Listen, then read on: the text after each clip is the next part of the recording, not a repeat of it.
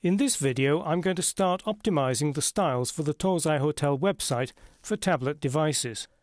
In my experiments, I found that the iPad handled embedded fonts without difficulty, but the Samsung Galaxy Tab and HTC Desire failed to render them correctly. So what I'm going to do is to use an @media rule to limit the use of embedded fonts to screens that are at least 700 pixels wide. And that'll exclude things like the Samsung Galaxy Tab and HTC Desire.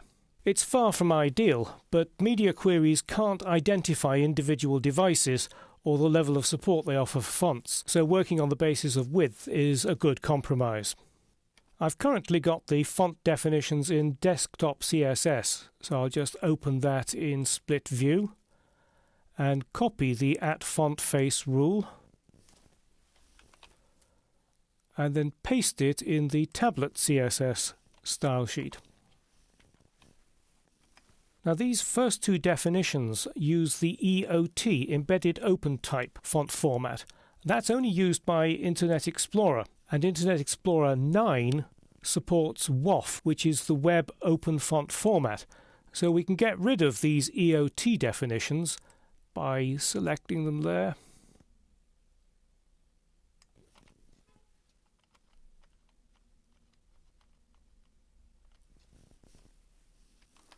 And deleting them. Now, to prevent tablets with screens less than 700 pixels wide from using these fonts, I need to wrap that in an @media rule.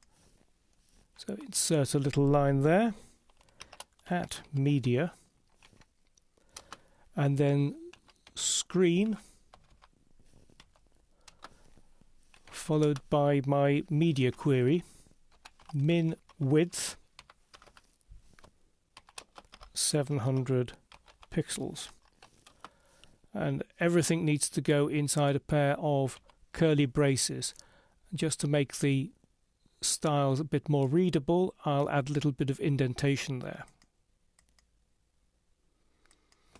and a curly brace needs to go at the end. And so this @media rule with its media query ensures that the @fontface rule is seen only by devices that have a minimum width of 700 pixels. Now, to see the effect of further changes that I'm going to make, I want to give myself a bit more room. So I'm going to collapse that to icons and even collapse it further, and then turn on Live View and go into the Window Sizes menu by clicking the down arrow next to the multi-screen button and selecting 768 by 1024 tablet. And that gives me a view of what it will look like in a tablet. That fixed width is being inherited from the basic style rules in the Torsai CSS style sheet. Unlike the fixed width layout for desktops, the tablet layout needs to be flexible. So let's create a rule in the tablet style sheet for wrapper.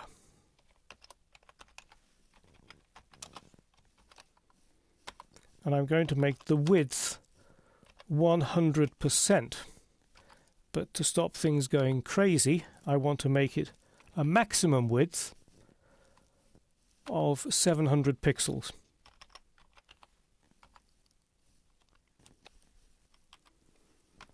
Then a background image.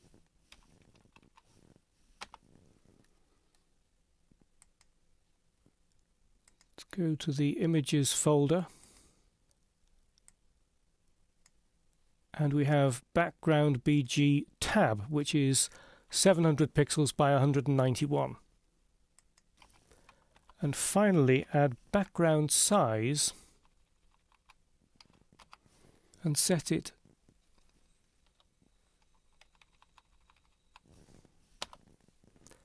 to contain.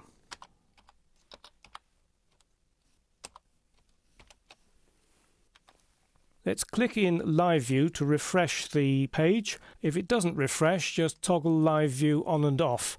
The page is looking a bit of a mess now, but at least we've got the background to the banner there.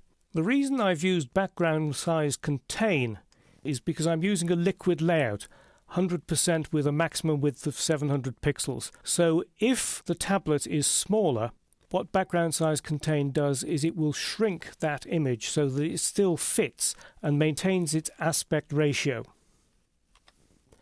Now obviously the heading needs to be changed, so I'll create a quick style rule for that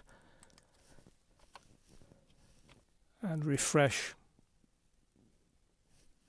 It's not refreshing very nicely for me. There we go.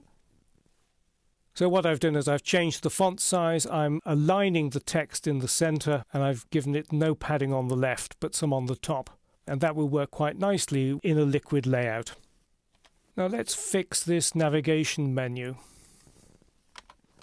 Create a rule for it, nav, and give it a width of 660 pixels. I'm going to have a fixed width.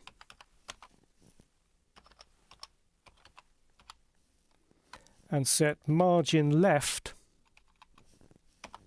to auto and margin right to auto.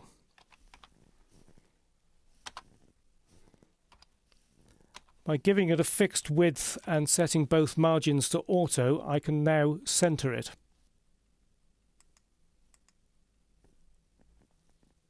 You can't see the effect yet because I need to create a rule for the individual menu items. So let's do that. Nav LIA and reduce the width of them to 120 pixels and change the padding to 10 pixels on the top and bottom and 5 pixels on each side. There we are. We've now got a centered navigation menu with the individual items much narrower. I calculated the fixed width for the navigation menu by adding together 120 pixels and 5 pixels on each side. That is 130 pixels, and then inherited from the basic styles, we've got 1 pixel margin on either side, so it's a total of 132 pixels. There are 5 menu items, so that makes 660 pixels. Now obviously this isn't going to work on a much narrower screen, but the values will be overridden later by @media rules for smaller screens. So there's still a long way to go, but we've made a good start.